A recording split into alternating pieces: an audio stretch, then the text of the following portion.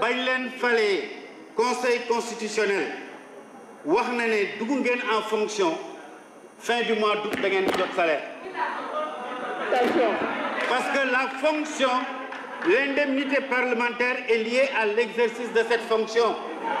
Mais au mois d'août, en fin août, alors que le conseil a proclamé les résultats le 11, fin août, vous n'avez pas reçu de salaire parce que vous n'étiez pas encore en fonction. La deuxième chose,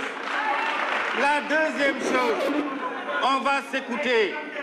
La deuxième chose, c'est que l'article 51...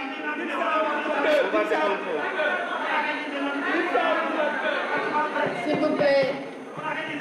L'article 51 du règlement intérieur confère aux députés ay immunité maanaam ay privilèges. Privilèges yi mu jox député yi c'est pour protéger le mandat parlementaire. Des privilèges yooyu même après la cessation des fonctions privilège immunité yooyu bu ñu jëlee le domaine irresponsabilité dafay continuer. Ça veut dire que mandat bi ak fonction bi dafa ute.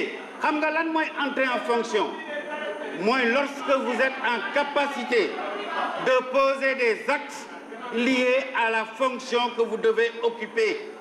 Ba démb ci ngoon kenn ci ñun fii nekkuloon en capacité de poser un quelconque acte parlementaire parce que nous n'avions pas encore pris fonction. loolu mooy yoon. ñaareel bi dañuy dégloonte rek ñaareel bi incompatibilité immunité dañuy wax incompatibilité wax immunité ñaari bokkul.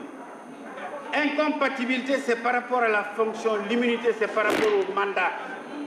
Loolu yoon daf ko tëral ci constitution bi ci règlement intérieur bi ba ci code électoral bi kon kay mënu fay indi loo xam ne da koy wute maire bi nga xam ne fal nañ ko maire barki Dembo Ndiaye ñu proclamer ne moo gagné élection locale nekk na maire mais tant que jëlul fonction installé par le préfet, il ne peut pas poser un acte au nom de la municipalité.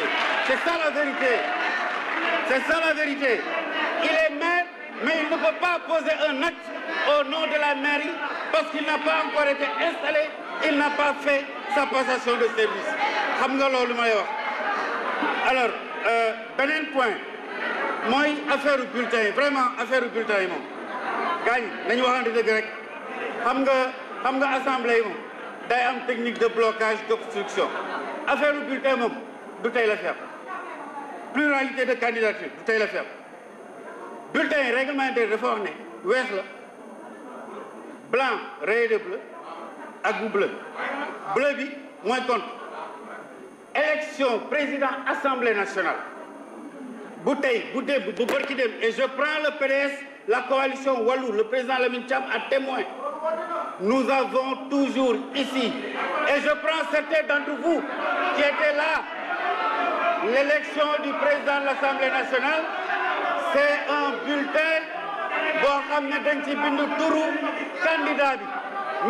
Maintenant, dans chaque enveloppe qu'on va vous remettre, il y aura 4 bulletins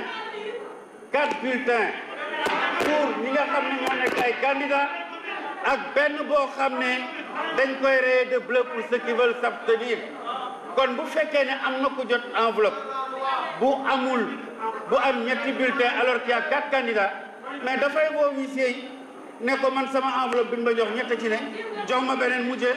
Y a pas de problème, y a pas de scandale parce que les huissiers sont ici au service de la République. Kon madame la présidente li ma lay wax mooy xam nga ñun suñu règlement intérieur dafa ñu ne dans des cas comme ça ñaari affaire mën a am on provoque une suspension de séance. Les présidents de groupe se retrouvent. S'ils ne se retrouvent pas, 1 heure après, vous venez ici, on déclenche le scrutin ouvert, les gens vont voter. Ceux qui ne veulent pas voter ne peuvent pas bloquer le travail de l'institution parlementaire. Je vous remercie.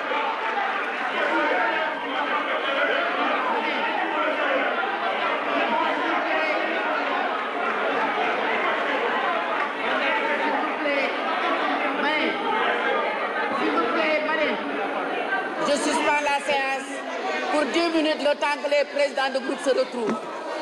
Je suspends.